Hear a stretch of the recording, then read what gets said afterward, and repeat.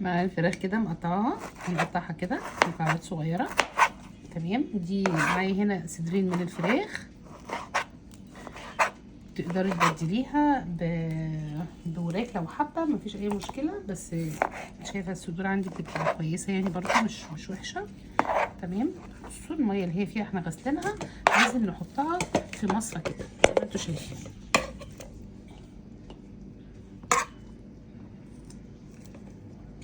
بس نقطعها بقى كده، نطلعها طبعا من الفريزر متجمده، نقعدها بملح وليمون، غسلها غسله كويسه جدا، ونقطعها مكعبات صغيره كده. ولازم اهم حاجه اهم خطوه ان هي لازم ما يكونش فيها ميه خالص. تمام.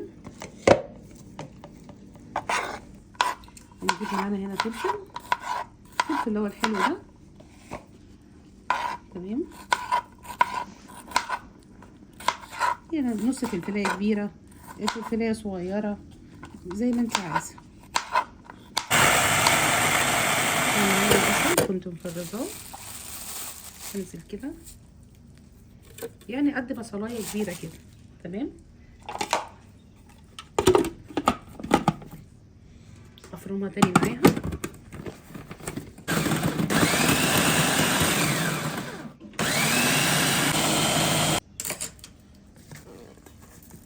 هنزل بقى بالبصل والفلفل.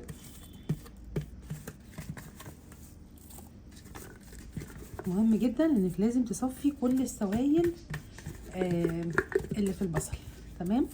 الفلفل والبصل طبعا منزلين ميه، فانا فرمتهم كده مع بعض، وهبتدي اصفيهم كده زي ما هتشوفوا.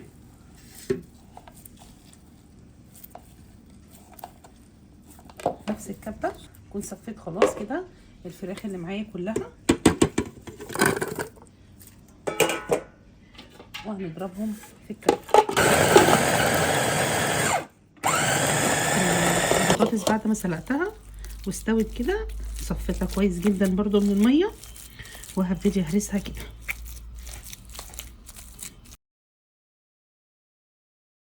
بصوا دي لو نصيحه اهي، انا هعصرها بس عايزه اخد القشره بتاعتها على السن الصغير ده.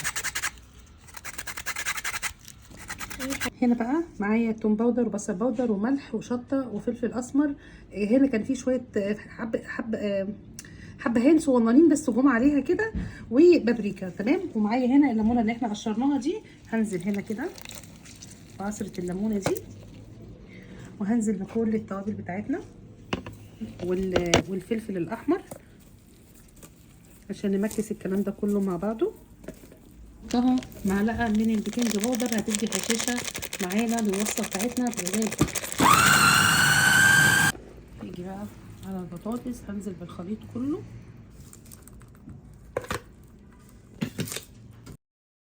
لو لقيتيها تريت معاكي شويه ممكن تحطي لها شويه بقسماط او فيجيتار موجود عندك. تمام. ونقلبهم تقليبه كده بسيطه. هنا كده ده الميه اللي كانت في البصل، وحطيت عليها نقطتين زيت كده، واخد على قد كده صباع الكفته. انا عندي هنا العصيان بتاعت السوشي.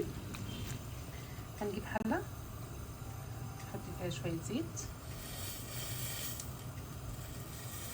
بصلايه. هنا حطينا ميه اهي فيها ملح، ما حطيتش زيت طبعا عشان اكيد عارفين ان الزيت لو اتحط على المكرونه بيخليها تفصل عن الصلصه. تمام. فحطينا ملح المكرونه،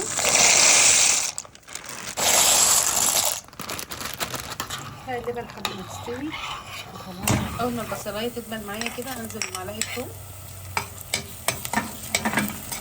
اول مره تشوفيني قولي لي بتتابعيني منين.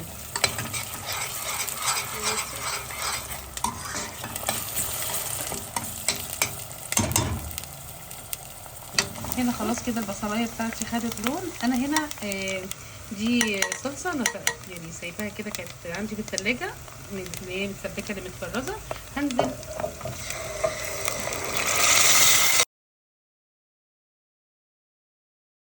من هريسه الشطه ونقلب الكلام ده كله مع بعض. شوفي بقى طماطم، هنصفي طماطم ايه، هنصفي بقى المكرونه بتاعتنا كده. يعني بدل ما نحط بقى في المصفى ونشيل من المصفى. شويه الفلفل الاسمر دول، يا نهار ابيض بقى. اسمعوا مني بس التركايه دي. بس خلاص كده خلصنا. بصوا ده قوام الصلصه. ننزل بقى على المكرونه اللي احنا صفيناها بالصلصه بتاعتنا. بقى المكرونه بتاعتنا وننزل كده بالكفته بتاعتنا. ونيجي اقول لكم بقى ايه، نحط بقى الفحمايه كده شويه. يا نهار ابيض. نحط بقى ايه المكرونه